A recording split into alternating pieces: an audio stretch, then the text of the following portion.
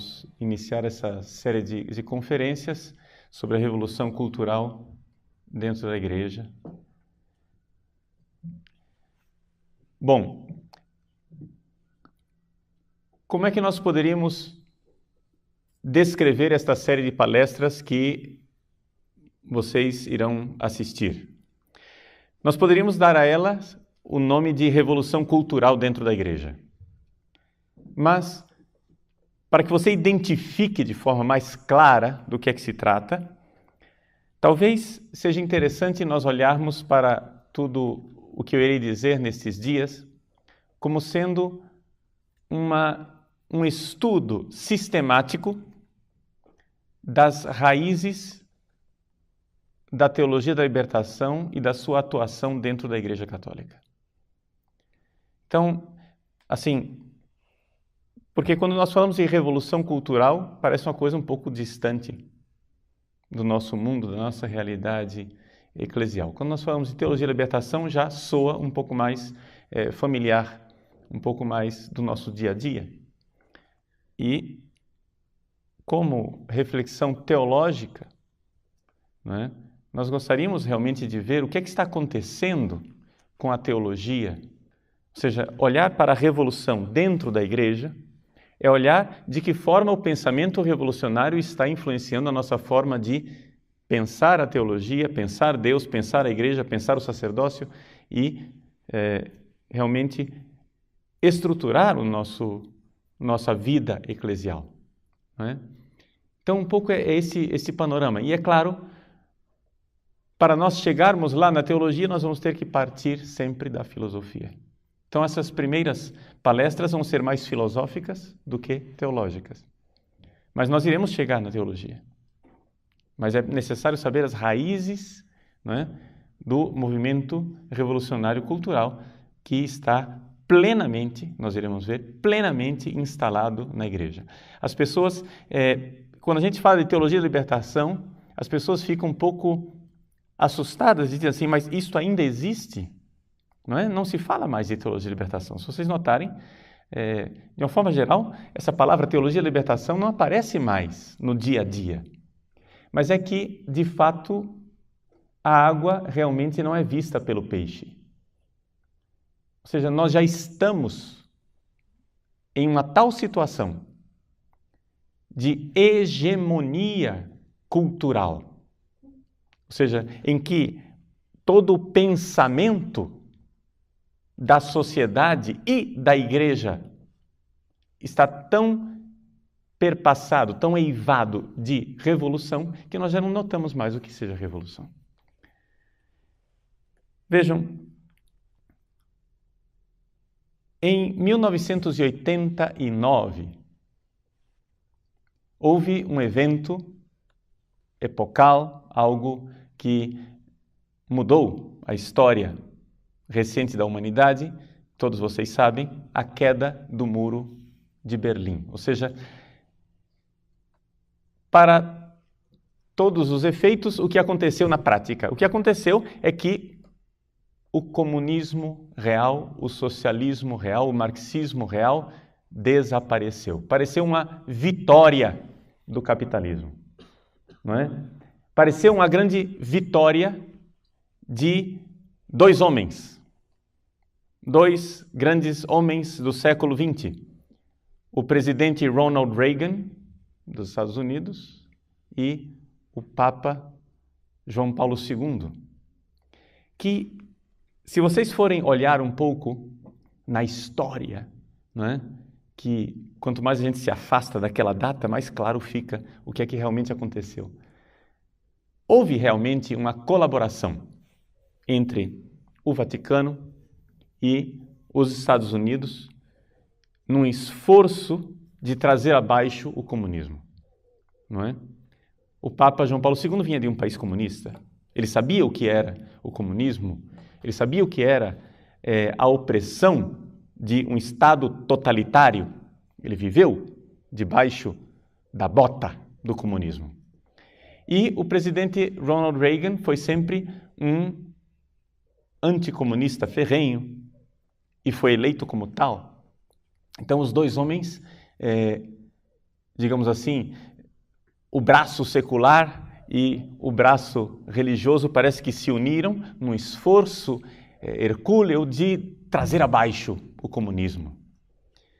Então, quando em 1987 o presidente Reagan, diante do portão de Brandemburgo, em Berlim, pronunciou um seu famosíssimo discurso, falando a respeito do secretário-geral do Partido Comunista, Gorbachev.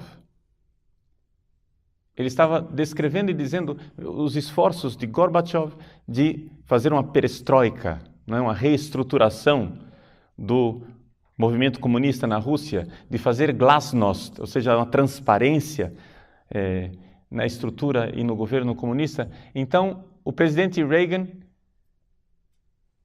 fez um discurso famosíssimo dizendo aquilo que todos os homens e mulheres de boa vontade no Ocidente queriam dizer. Ele diz assim: Mr. Gorbachev, come here and open this gate. Senhor Gorbachev, venha e abra esse portão. Bring down this wall. Derrube esse muro. E como que ouvindo esse discurso de Reagan, 2 anos depois o muro caiu. Parecia um grande triunfo do capitalismo, um grande triunfo, portanto, dos valores tradicionais do Ocidente, um grande triunfo da luta do Papa João Paulo II para fazer com que o comunismo caísse na sua terra e em outros lugares. Quando João Paulo II, porém, foi visitar Cuba, um jornalista perguntou a Fidel Castro como ele se sentia recebendo em Cuba o homem que havia causado a queda do comunismo. Fidel Castro respondeu candidamente, dizendo: eu não desprezaria assim Mikhail Gorbachev. Ou seja, quem derrubou o comunismo não foi Reagan, não foi o Papa João Paulo II.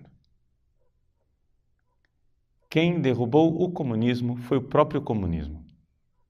E hoje, cada vez mais, isso se torna claro e evidente que a coisa foi de caso pensado. Existem expressões, existem manifestações do próprio Gorbachev anteriores à queda do Muro de Berlim, em que ele já dizia, e os próprios comunistas já previam, que seria necessário promover uma aparente morte do comunismo para que o espírito e o ideal comunista se alastrassem no Ocidente. Ou seja, os próprios comunistas compreendiam que havia uma espécie de queda de braço e que se as coisas continuassem daquela forma, o comunismo iria perder. Ou seja, havia uma guerra armamentista. Os Estados Unidos estavam vencendo a corrida armamentista, ou seja, os Estados Unidos tinham armas muito mais potentes, tecnologicamente mais desenvolvidas e estavam numa situação muito melhor do que a União Soviética. Os Estados Unidos, dentro da Guerra Fria, estava vencendo a Guerra Fria. Estava vencendo a batalha militar. Mas os comunistas não estavam mais fixados numa batalha militar. Já há décadas que os comunistas já haviam percebido que o caminho não era o caminho militar, o caminho era o caminho cultural. Como é que surgiu isso? Como é que se deu esta passagem, esse triunfo de uma linha que originalmente parecia heterodoxa do comunismo? Ou seja, só para aqueles que não não estão habituados, né, com a história recente do século XX, o que é que nós tínhamos? Vamos voltar, né, um pouco para o século XIX. Vamos começar, né, para que vocês saibam as raízes distantes, e aí vamos trazendo essa ideia para você acompanhar um pouco da história. Todo mundo já ouviu falar de Karl Marx. E qual é a ideia de Karl Marx? A ideia de Karl Marx é a seguinte. Vamos tentar resumir o marxismo em breves pinceladas. A sociedade que está aí é uma sociedade injusta que explora o trabalhador. O trabalhador, para Marx, ele chama com o nome de proletariado, os proletários. E é necessário que nós, através de um método revolucionário, e revolução para Marx, muito claramente é revolução armada, é necessário que através de uma revolução, nós,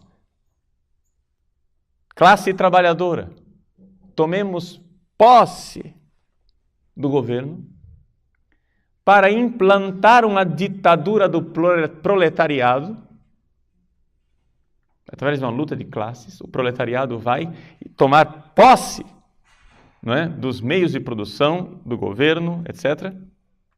E então, quando os trabalhadores tomarem posse, eles implantarão uma ditadura, e esta ditadura será simplesmente uma ponte, uma passagem, um momento temporário para uma sociedade que no final será justa, sem classes e, no fim das contas, sem governo. Ou seja, o ideal de Marx é, em palavras pobres, implantar aqui na Terra um paraíso. Implantar aqui na Terra, aqui nesse mundo, uma sociedade justa, perfeita. E como é que ele irá fazer isto? Pelo poder criativo do mal. Aqui é que está a perversão marxista na sua raiz mais absurda. Ou seja, Marx é somente o secretário. Satanás, na verdade, é Hegel. Entende? Marx é somente o porta-voz. A força criativa do mal, a força criativa do negativo. Faça o mal, produza o mal, destrua, disto virá algo bom. É esse o princípio hegeliano. Uma vez que você tem uma antítese forte deste conflito, desta luta de tese e de antítese, surgirá uma síntese superior. Esta luta será elevada. Na linguagem técnica hegeliana, será suprassumida, aufgehoben em alemão. Vai ser levada para cima. Então, num conflito, num duelo de vida e de morte, mors et vita duello, conflixerunt mirando, diz o Victime Pascalis.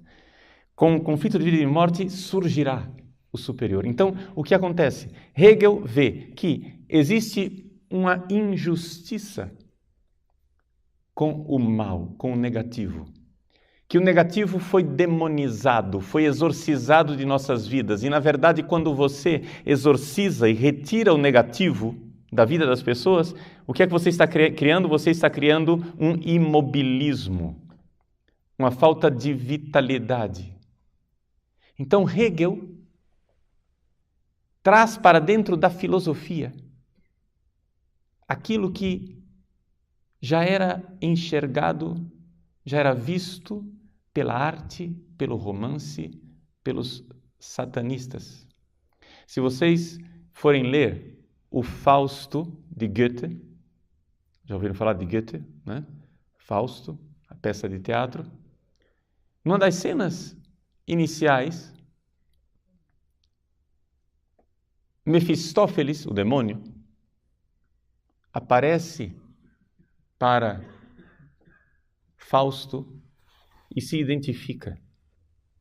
Ele quer saber quem é você, o demônio, Satanás. E ele diz: eu sou aquela força do mal que sempre produz vida. Compreende isso? O mal produz vida.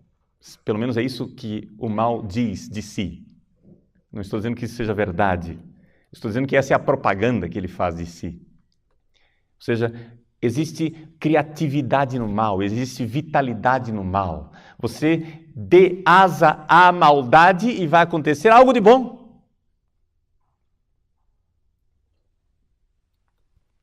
Hegel coloca isso na filosofia, na sua dialética. Marx leva isto à prática, à praxis. Marx passa da teoria hegeliana para a praxis. Uma praxis política em que matar, destruir, hostilizar a civilização, trazer abaixo a ordem, irá produzir uma ordem superior. Este é o princípio que vocês não devem se esquecer, porque ele governa a vida de muitos sacerdotes e, permitam-me dizer, até mesmo bispos dentro da Igreja Católica hoje.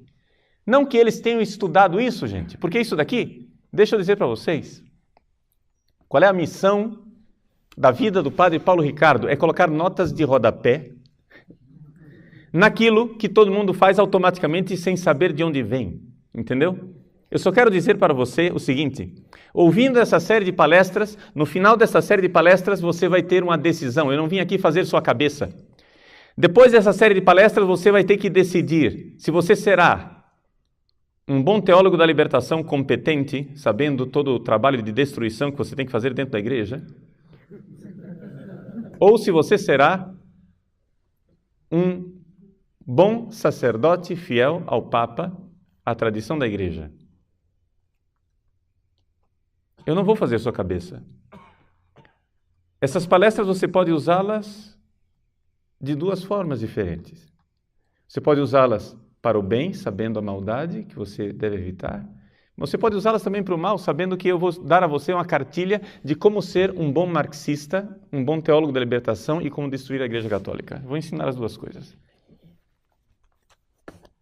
Entende? Você não está aqui para um padre fazer uma lavagem cerebral em você. Você será um homem livre, terrivelmente livre, dramaticamente livre, perigosamente livre.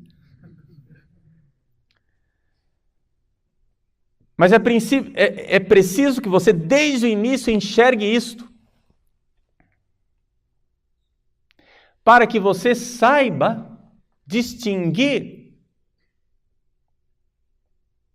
em que time aquela pessoa está jogando. Dentro dessa história da revolução cultural dentro da igreja, dentro da história da teologia da libertação dentro da igreja, o que vocês têm que entender, meus queridos, é o seguinte: nunca julguem uma pessoa pela propaganda que ela faz de si mesma. Não julguem o Padre Paulo Ricardo pelo que ele diz de si. É claro que as pessoas vão sempre falar coisas boas de si mesmos. Entendeu? Eu não vou chegar aqui e começar a falar mal de mim. Eu vou fazer propaganda daquilo que eu estou dizendo, senão eu não gostaria que você, assim, eu gostaria que você abraçasse o que eu estou dizendo. Se eu estou aqui é para convencer você. Entende? Eu não estou aqui dizendo, olha, eu não quero que você jogue no meu time, eu não quero que você se convença do que eu estou dizendo. É evidente que se eu estou aqui, eu estou porque eu tenho uma opinião, eu estou muito convencido de que esta opinião é o caminho correto. Eu, admiravelmente, estou sempre de acordo comigo. e gostaria de ensinar vocês e gostaria que você estivesse de acordo comigo. Mas eu não vou lavar a sua cabeça. Entende isso? Você será livre. É evidente que eu quero mudar a sua cabeça. Então, cuidado. Eu vim aqui para mudar a sua cabeça. Eu vim aqui para convencer você. Mas, ao mesmo tempo, eu gostaria que você entendesse que você sempre será colocado diante de dois caminhos que você deverá escolher. E você é livre. Nunca julguem uma pessoa pelo que ela diz de si mesma. Como é que eu devo julgar uma pessoa? Julgue uma pessoa olhando para o que é que ela combate. Esse é o verdadeiro julgamento. Se um sujeito chega aqui e diz: eu sou a favor dos pobres, eu gosto dos pobres, como é que você vai saber se essa pessoa é uma pessoa boa ou uma pessoa má? Também a Madre Teresa de Calcutá amava os pobres, mas ela não era da teologia da libertação. Também teólogos famosos e bispos famosos dizem que amam os pobres. Mas como é que eu vou julgar essa pessoa? Se você quer um critério para julgar, você olhe sempre para o que é que esta pessoa está combatendo, contra o que ela está lutando. Quando de repente você vê uma pessoa que diz: eu amo os pobres, eu amo a justiça social, eu amo tudo aquilo que é o Evangelho, o Reino de Deus, Jesus, etc. e tal, tudo bem. Até agora ele disse o que ele ama. Isso não significa nada, porque isso pode ser mera propaganda. O que você tem que perguntar é o que é que essa pessoa está combatendo. Quando essa pessoa começa a combater tudo que nós temos de sagrado, quando ela combate a liturgia que está no missal, quando ela é contra a disciplina que está no Código de Direito Canônico, e quando ela destrói a doutrina que está no Catecismo da Igreja Católica, você começa a ver que o gato se esconde atrás da cortina, mas sempre deixa o rabo de fora. Compreendem a coisa? Porque como é que pode ser uma pessoa tão boa, que ama as coisas de Jesus, mas quando na sua diocese ou na sua paróquia fazem uma missa de zumbi, trazendo a mãe de santo para o altar, oferecendo pipoca, charuto e pinga, fazendo danças de candomblé na frente do altar. E essa pessoa não combate isso, muito pelo contrário. Você chega e diz: escuta, pelo amor de Deus, vamos acabar com isso. Olha que escândalo, essa missa profanou a Eucaristia, isso foi uma profanação da Eucaristia. Diz: não, nós temos que ser tolerantes, é a diversidade cultural, nós temos que ter inculturação.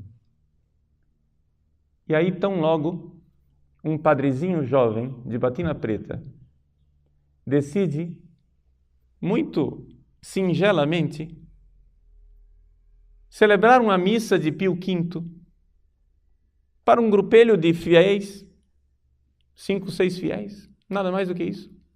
Esta pessoa desaba contra este pobre sacerdote, como se ele estivesse cometendo um crime de lesa majestade, e como se estivesse fazendo a maior profanação eucarística da história da igreja, ameaçando suspensão, transferência e todo tipo de punição, porque o sujeito cometeu o crime de querer celebrar a missa que a igreja celebrou durante 5 séculos e que santificou tantos homens.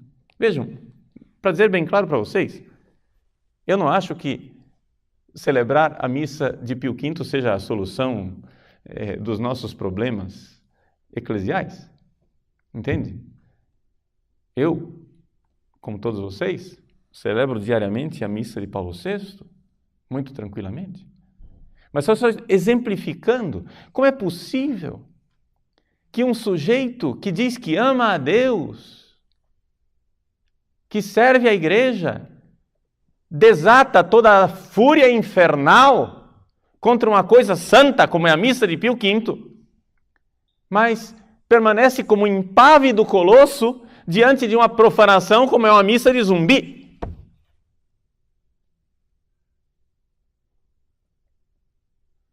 Não compre o produto pela propaganda.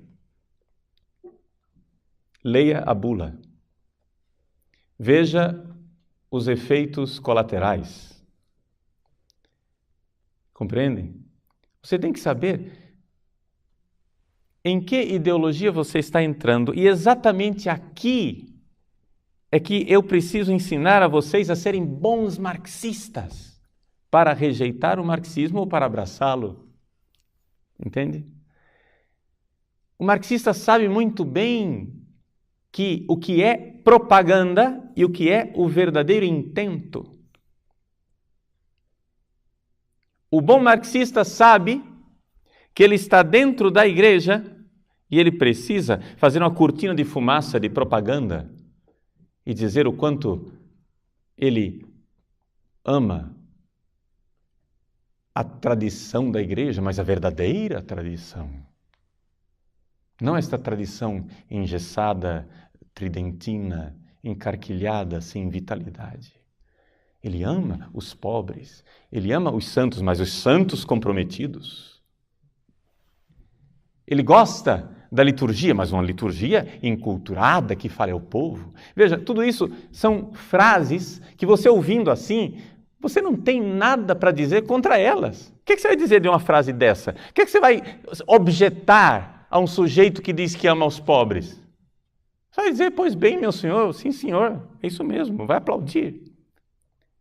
Mas o que você tem que entender é que o princípio de ação marxista é o princípio do trabalho do negativo.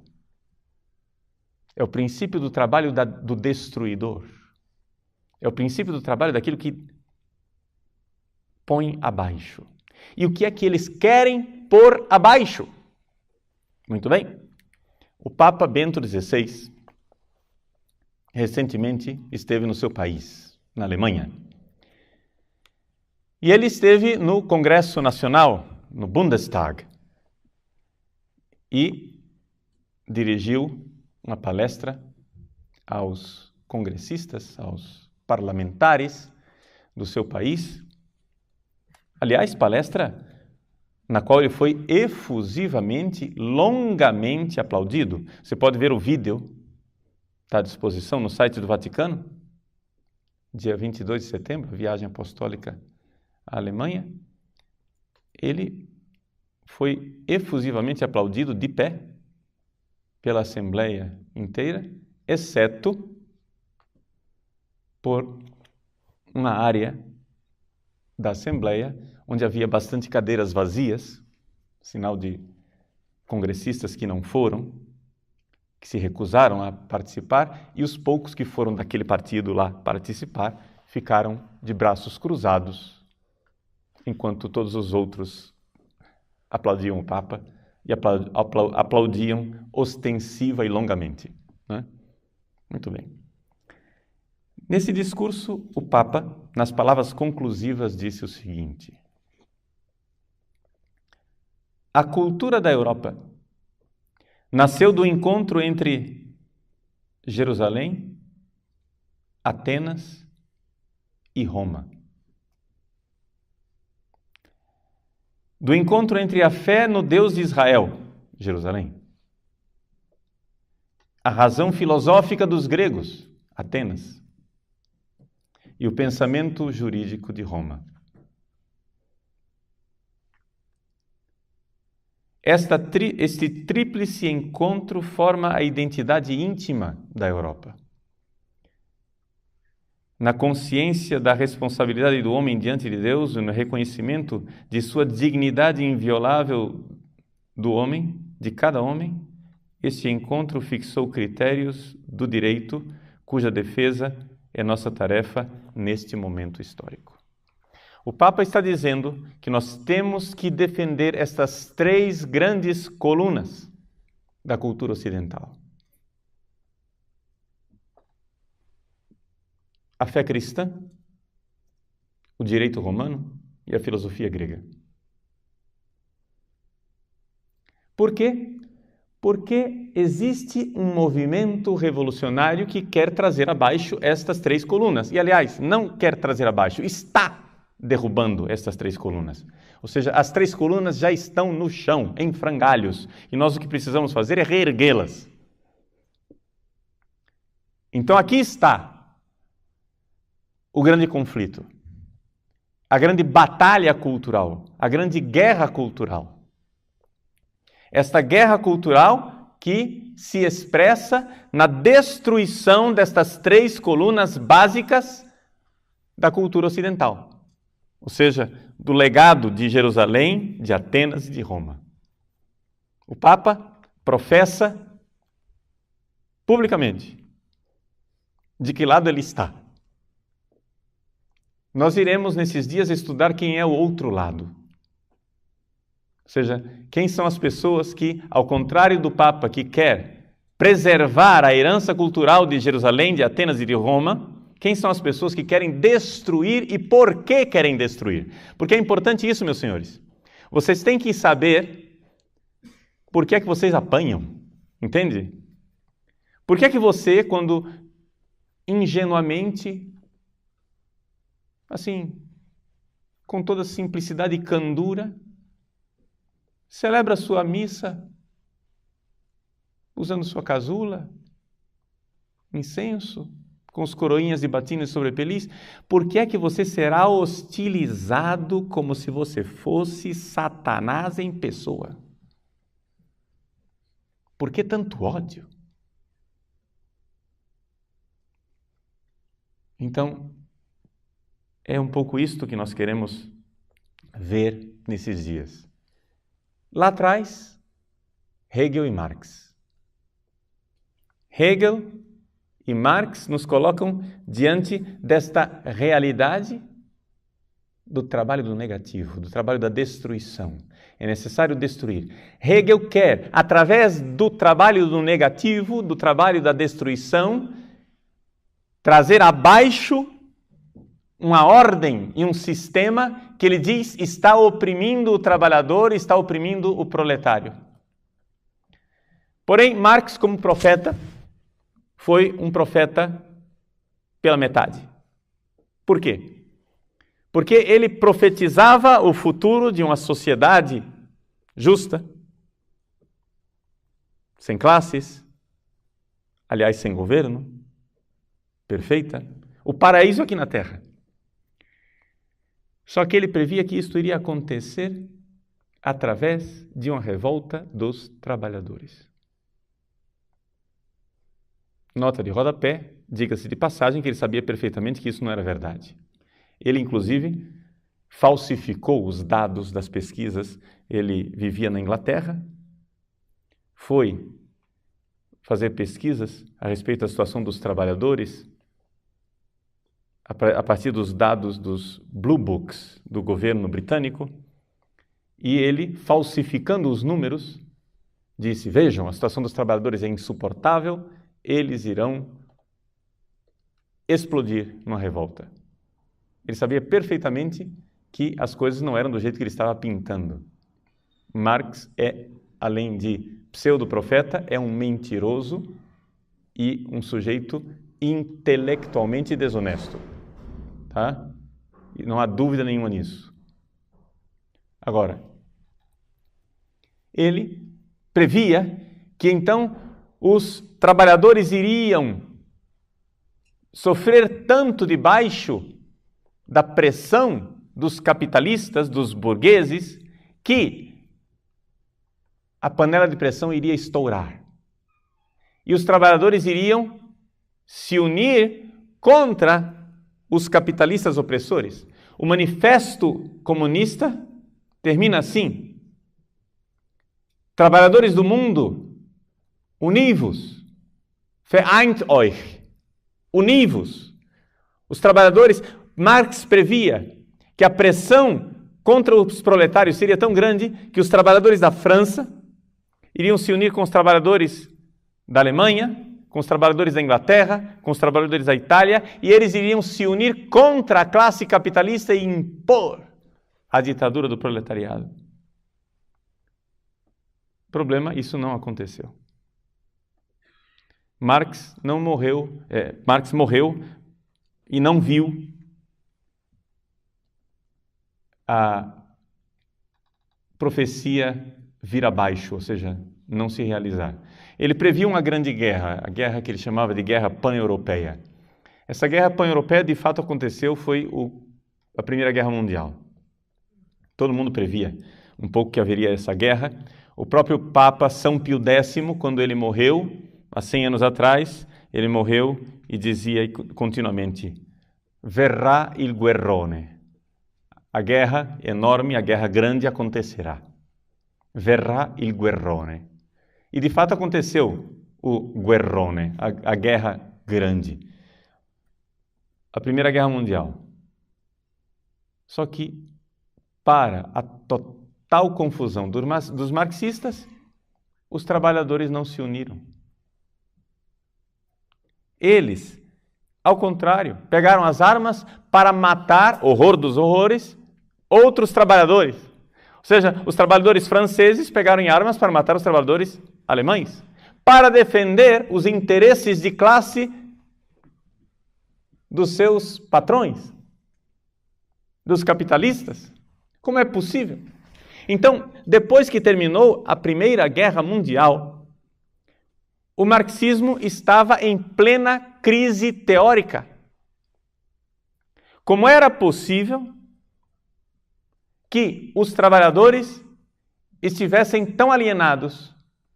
Como era possível que os trabalhadores, que deveriam ter, conforme a análise de Marx, uma consciência de classe e defender os direitos da sua classe, como era possível que eles agora pegassem armas para matar outros trabalhadores e defender os interesses dos seus patrões? Quem foi que alienou os trabalhadores dessa forma? Essa é a grande pergunta. Um pouco da resposta o próprio Marx já havia identificado. Quando ele diz aquela famosa frase de que a religião é o ópio do povo. Já ouviram essa frase vocês, né? A religião, o ópio do povo, quer dizer o quê? Você está sofrendo. Os métodos anestésicos da época não eram muito eficazes. O ópio foi uma grande descoberta. Então, descobriram o ópio enquanto possibilidade de fazer com que a pessoa fugisse do sofrimento, da dor. E começaram a fugir do sofrimento e da dor existencial, se drogando. Pois bem, Marx disse: a religião é o ópio do povo. O ópio é muito caro, o povo não tem dinheiro para comprar ópio, então você vai à igreja, reza o terço. Os padres prometem ao povo o paraíso, e então as pessoas irão sonhar com o paraíso. Se você aqui nessa terra está lascado, se você está aqui nessa terra numa situação triste, se você, como trabalhador, é oprimido, vilipendiado e maltratado pela ambição do capital, não tem problema, reze o terço e espere o paraíso no céu. Marx já havia entendido que havia um fator cultural que alienava o povo. Mas isso não havia sido elaborado de forma adequada, teoricamente. E nós tivemos que esperar o início do século XX para ver esta elaboração feita por dois filósofos que, independentes um do outro, conseguiram elaborar isso de alguma forma mais sistemática. Esses dois filósofos são um filósofo húngaro, Georg Lukács, a respeito do qual nós falaremos muito pouco, e um outro filósofo italiano chamado Antonio Gramsci. Esse sim falaremos bem mais, porque a filosofia de Gramsci é realmente aquilo que nós podemos dizer, é a filosofia vencedora. É aquilo que todo mundo hoje em dia acha que é a solução. Claro que Gramsci é aperfeiçoado, porque as coisas não pararam com Gramsci. Mas do que é que nós estamos falando aqui? Nós estamos falando do fato de que quando terminou a Primeira Guerra Mundial, estava estabelecida uma grande crise teórica no marxismo. A crise teórica consistia no seguinte: por que é que os trabalhadores pegaram em armas para defender os benditos dos patrões quando, na teoria marxista, eles estão oprimidos pelos patrões e iriam se revoltar contra o patrão? Por que é que eles não defenderam os seus interesses de classe? Quem os alienou? Ora, Gramsci, na sua filosofia, descobriu que havia 3 pilares, 3 colunas que precisavam vir abaixo. As 3 colunas a respeito das quais o Papa Bento XVI falou no parlamento da Alemanha. A religião cristã e judaica, ou, para aquilo que interessava a Gramsci, a ética judaico-cristã, a filosofia grega e o direito romano. Para Gramsci e para os marxistas, chamados marxistas culturais, essas 3 realidades são uma espécie de poção mágica venenosa que aliena as pessoas e que impede os trabalhadores de lutarem de forma revolucionária. Vejam, só para vocês não perderem o fio da meada, Gramsci, ele era marxista e ele, durante a década de 20, esteve na União Soviética. A União Soviética era um Estado que estava sendo implantado naquele momento. Vocês sabem que os bolcheviques vieram ao poder em outubro de 1917. Na década de 20, Lenin, no início da década de 20, Lenin estava estabelecendo as bases do Estado soviético. Mas Gramsci estava lá na Rússia, na União Soviética, quando então Lenin morreu. Quando Lenin morreu, Stalin tomou as rédeas do partido e começou a fazer um expurgo, uma limpeza geral, e começou a mandar matar todos os dissidentes do Partido Comunista, entre os quais, vocês sabem muito bem, viria a morrer depois o Trotsky, né? Seria morto, ou seja, ninguém matou mais comunista na história da humanidade que os próprios comunistas, tá? Para vocês entenderem isso. Comunista é um sujeito que não aceita muita dissidência. Eles se unem enquanto estão lutando. Quando eles chegam ao poder, começam a eliminar os adversários internos do partido. Então, o que acontece? O Stalin começou a fazer uma limpeza. E o clima de terror que havia na União Soviética era tal que, por exemplo, vocês terem ideia, quando Stalin chegava numa reunião do Comitê Central do Partido, as pessoas começavam a aplaudir e ninguém parava de aplaudir com medo de ser o primeiro a parar de aplaudir. Aqueles aplausos duravam uma eternidade. Para vocês entenderem o clima de terror que havia dentro do próprio Partido Comunista. Esse é o tipo de situação. Todo mundo aplaudindo lá o cara e ninguém parava. Quem vai parar de... Para você primeiro, eu não. Não, porque ele está olhando. Continua aplaudindo, sorria. Mas escuta, ninguém vai desistir? Não, já estou com a mão doendo, não tem problema, continua, sorri. Entende? Por quê? Porque o sujeito era um carniceiro. Mandava matar mesmo. Ele mesmo dizia, não é possível fazer um omelete sem quebrar os ovos. Ou seja, é necessário matar. É a força do negativo. Compreendem isso? A força do negativo. Destrua. Odeie. Ponha abaixo. surgirá o paraíso. Vejam que existe algo de satânico nesse tipo de pensamento. Odeie e virá o bem. Mate e virá a vida. Crie o caos e virá a ordem. Como é possível crer nisso? E, no entanto, eles creem.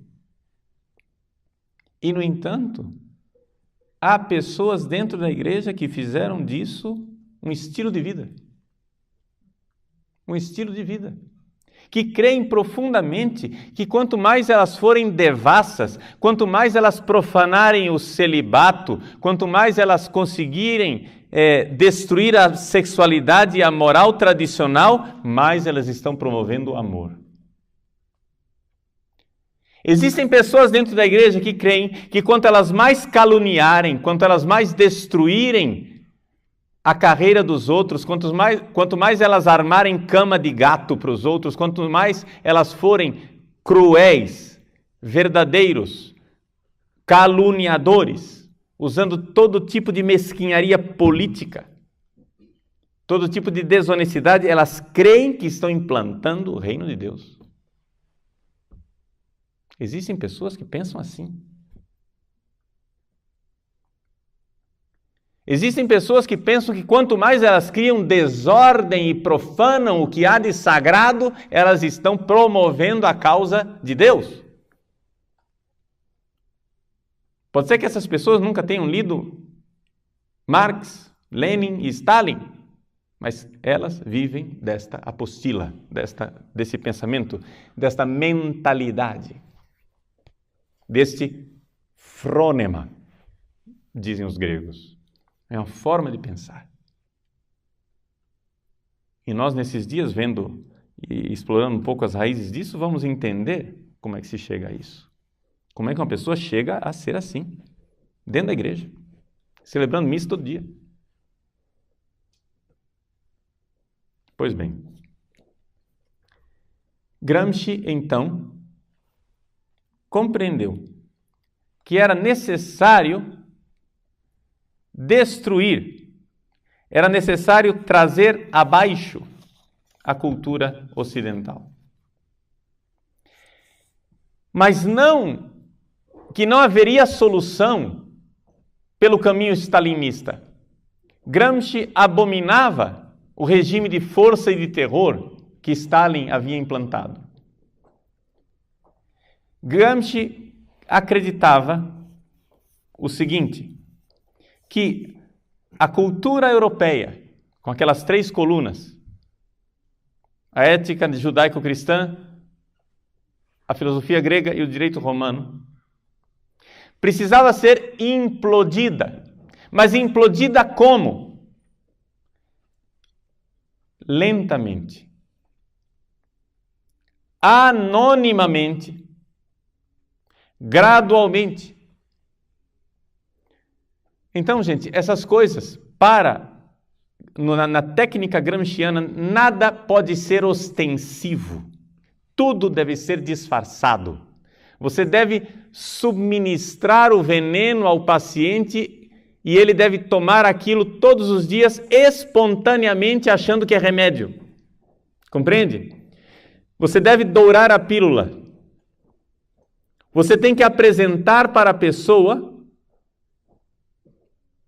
o veneno que irá matá-la, como se aquilo fosse o medicamento de sua salvação. Você precisa destruir a cultura em nome da dignidade do homem. Em nome da liberdade, você cria a ditadura. Em nome da dignidade do homem, você cria a destruição. Em nome dos direitos humanos, você cerceia os direitos. E é isso que é o caminho gramsciano. É o caminho onde, e aqui é importante isso para vocês desde o início, existe uma propaganda e existe uma realidade. Uma coisa é o que o marxismo cultural alardeia. Outra coisa é o que ele realmente faz. Vou dar um exemplo, só para a gente não ficar na teoria. E com esse exemplo concluo essa primeira palestra. A união homossexual, o casamento gay. Como é que se passa num congresso uma lei aprovando o casamento gay? Como é que você faz com que juristas e juízes do Supremo Tribunal Federal assinem uma sentença reconhecendo a união gay como um direito? Como é que você consegue que estes senhores, que teoricamente estudaram, são alfabetizados, né? Pelo menos a gente supõe que um ministro do Supremo Tribunal Federal não seja um analfabeto. É só suposição até que se prove o contrário. Que eles sabem ler a Constituição Federal, ora bolas carambolas, e na Constituição está escrito o que é família, que família é constituída por homem e por mulher. Como é que ele agora pega e rasga a Constituição e interpreta que família pode ser 2 homens? Em nome da dignidade. Nós não podemos oprimir os homossexuais. Eles têm direitos. Você é preconceituoso? Você não tem vergonha? Essas pessoas não têm culpa de serem homossexuais. Você prega o Deus da caridade, da tolerância, do amor, da fraternidade universal e depois quer excluir estes irmãozinhos? Mas que raça de padre você é? Esta é a propaganda. Mas o que é que eles querem obter com isso? Eles querem obter a destruição da família. Porque para o pensamento marxista, a família é um valor burguês, é uma desgraça que deve ser destruída. Todo marxista odeia que exista uma família. Por quê? Porque a instituição familiar é uma instituição baseada em 2 coisas que precisam ser destruídas. Primeiro, a propriedade privada. Família significa que eu passo os meus bens para os meus herdeiros. Eu vou perpetuando a existência da propriedade privada. Segunda tragédia da família. Família significa uma opressão patriarcal em que o macho é superior à fêmea. O homem é mais do que a mulher. Não há igualdade. E uma terceira coisa para acrescentar, a família, a instituição familiar perpetua a ética sexual burguesa da qual nós precisamos nos livrar. Então, quando você coloca no mesmo nível de dignidade um casal de homossexuais que claramente estão violando a ética burguesa cristã. Quando eu digo ética burguesa, vocês, nota de rodapé, leem moral judaico-cristã, que é a nossa, tá? Ética burguesa, semo nós, tá? É nós no pedaço. Ok? Então, 2 homens juntos estão violando a ética burguesa. 2 homens juntos estão violando o patriarcalismo machista, chauvinista ocidental. 2 homens juntos estão violando a perpetuação da transmissão da propriedade privada, porque, não sei se vocês já notaram, homens não produzem filhos. Não há herdeiros. Não há herdeiros. O que é que eles querem? A propaganda é a dignidade do gay. Mas não existe movimento político-cultural na história da humanidade que tenha matado mais homossexuais do que o comunismo. Perguntem aos cubanos quantos homossexuais foram levados ao paredão para serem fuzilados. Perguntem na antiga soviética quantos homossexuais foram levados aos gulag, aos campos de trabalho forçado.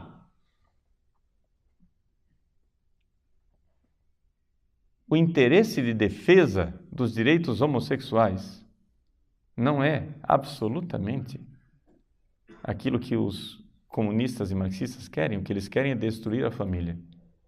Mas é evidente que eles não vão chegar e dizer assim: escuta, pessoal, nós viemos aqui com um plano para destruir a família. O plano é o seguinte. Eles não vão dizer isso. Porque todo mundo vai se revoltar. Por quê? Porque, segundo eles, o povo está alienado porque o povo está com um pensamento cristão tão arraigado que é necessário que nós entremos na consciência do povo e tiremos esses valores cristãos à força, usando a própria linguagem cristã para isso. Então, em nome da tolerância cristã, do amor cristão, né, da dignidade do ser humano, eles destroem a família. Essa é a propaganda. Mas eu já disse a vocês, vocês querem saber quem é aquela pessoa? Se ele é lobo ou se ele é pastor? Se ele é um lobo com pele de ovelha? Não levem em consideração o que ele diz de positivo. Considerem sempre o trabalho do negativo. Contra o que é que ele está lutando? O que é que ele está destruindo?